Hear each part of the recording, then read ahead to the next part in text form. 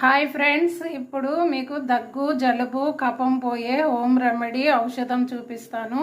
మనకు కావలసింది అల్లము, మిరియాలు, లవంగాలు, బిర్యానీ ఆకు, కడిగి పెట్టుకున్న తులసి ఆకులు. మనకి వాటర్ ఇలా వేడయిన తర్వాత ఈ ఇంగ్రీడియంట్స్ అన్నీ కూడా ఈ వాటర్లో వేసేసుకోవాలి. అలాగే కడిగి పెట్టుకున్న తులసి ఆకులు కూడా మనం ఇందులో వాటర్లో వేసేసుకోవాలి.